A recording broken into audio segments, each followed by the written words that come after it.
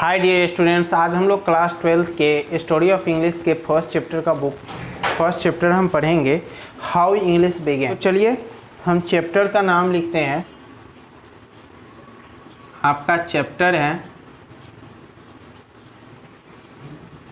First. इस chapter का नाम है how English began. How English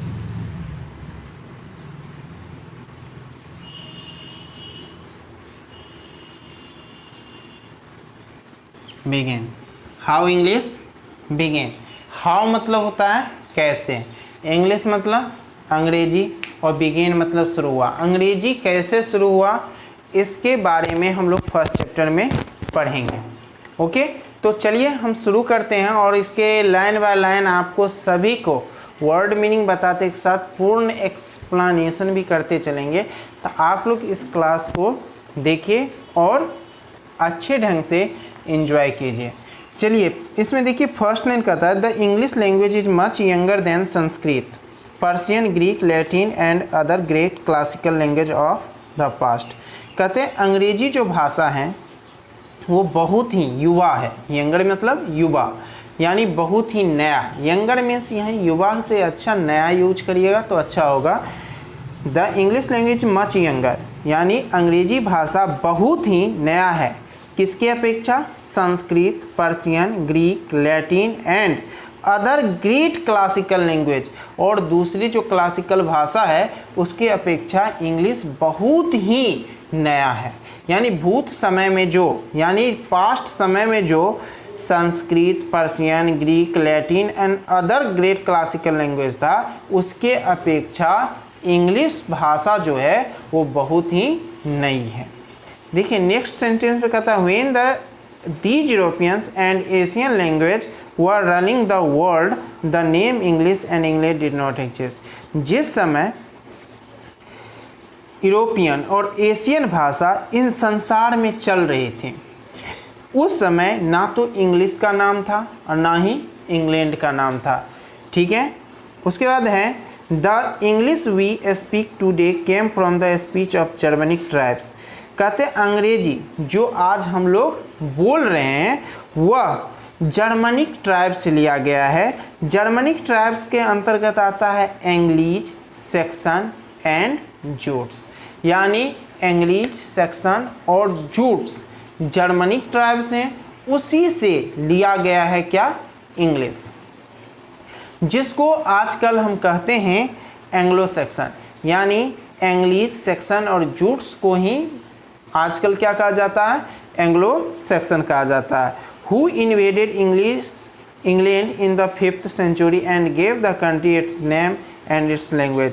जो 5वीं शताब्दी में इस देश का नाम भी रखा, अपना नाम रखा, यानी कंट्री नेम्स रखा और इट्स लैंग्वेज, और इसका अपना भाषा भी प्राप्त हुआ।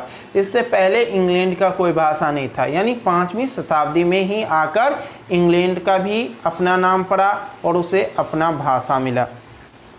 The Anglo Saxon were Germanic people who lived in north and west Europe, present day Denmark, Germany and Holland. Anglo Saxon जो थे वह रहते थे उत्तरी और पश्चिमी यूरोप के वासी थे।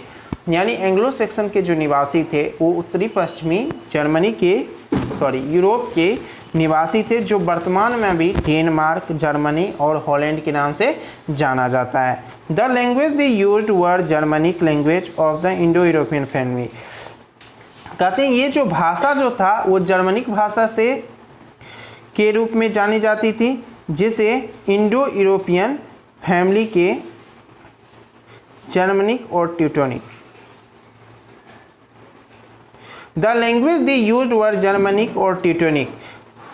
वो जो भाषा प्रयोग करते थे वो था जर्मनिक, या उसी भाषा को हम ट्यूटोनिक भी कहा जाता था। These language were closely related to Latin, Greek and Sanskrit and other language of the Indo European family. ये जो भाषाएं थे वो बहुत ही सन्निकट था किसका, लैटिन का, ग्रीक का, संस्कृत का और दूसरी भाषाओं का जो इंडो यूरोपियन फैमिली का था, जो इंडो यूरोपियन फैमिली का था। 10 अतः through Germanic English belong to the ancient Indo European family, इसलिए इसे एंशिएंट इंडो यूरोपियन परिवार के नाम से भी जाना जाता है। यानी जो भाषा पहले चलती थी उसे इंडो यूरोपियन भाषा के रूप में क्या किया जाता था, जाना जाता था।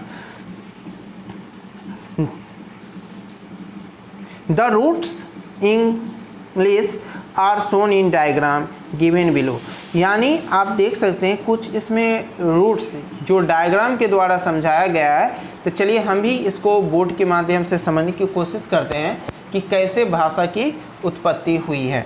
तो आप देखते हैं कि जितनी भाषा है सभी, चलिए आपके सामने डायग्राम में जितनी भाषा जो है वो सब इंडो यूरोपियन फैमिली से निकली। इंडो यूरोपियन के फैमिली से 5 भाषाएं जर्मनिक, लैटिन, ग्रीक, बेल्टो और पर्शियन संस्कृत निकले। अब देखिए जर्मनिक से भाषा से आपका वेस्ट जर्मनिक भाषा निकला है, जिसे बाद में ओल्ड इंग्लिश हुआ। ओल्ड इंग्लिश से ही इंग्लिश की उत्पत्ति हुई, जो आज प्रेजेंट में हम लोग क्या कर रहे हैं, पढ़ रहे हैं। अब देखिए पर्शियन संस्कृत से मॉडर्न इंडियन लैंग्वेज निकला, जिसके अंतर्गत हम लोग हिंदी, पंजाबी, बंगाली, असमीज, उड़िया और गुजराती, मराठी को पढ़ते हैं। ओके, तो अब हम लोग इससे आगे बढ़ते हैं और ये डायग्राम आप अच्छे ढंग से क्या किए होंगे, समझ गए होंगे। अब देखिए नेक्स्ट क्या कहता है, the Germanic invaders were called section, यानी जर्मनी के जो घुमंतु लोग थे, यानी जो एक स्थान पर नहीं, इन्वेडर्स मीन्स होता है घूमने वाले, वो उन्हीं को सेक्शन कहा गया था, ठीक है ना, by the native of England, और उसे ही इंग्लैंड का मूल निवासी कहा गया। यानी जर्मनी के जो घुमंतु लोग थे वह इंग्लैंड का क्या हुए, मूल निवासी हुई। The section on the other hand call the native of England, और इसी सेक्शन को दूसरी भाषा में हम कह सकते हैं कि ये इंग्लैंड का क्या थे, मूल निवासी, जिसे विलस कहा जाता था। क्या कहा जाता था, विलस, और फॉरेनर्स, विदेशी, और इसी को बहुत सारे लोग विलस भी कहते थे और कोई बहुत सारे लोग विदेशी भी कहते थे, लेकिन इंग्लैंड के मूल निवासी इन्हीं को कहा जाता था, किसको, विलस को या फॉरेनर्स को। They however began to call their language English, जो बाद में अपना भाषा इंग्लिश, यानी उस समय जो भाषा का जो प्रचलन चला उसे इंग्लिश कहा गया। क्या कहा गया, English. The word was derived from the name Englisc, बाद में फिर यही वर्ड डिराइव्ड हुआ, परिवर्तन हुआ और वो हुआ इंग्लिश। फिर बाद में चल के क्या हुआ, एंग्ली हुआ ओल्ड में, ठीक है। The country was given the एंग्लिशाइन, और उस समय इंग्लैंड का नाम इंग्लैंड नहीं था, एग्लिशाइन था, जो बाद में चल के वो बाद में चल के इंग्लैंड बना।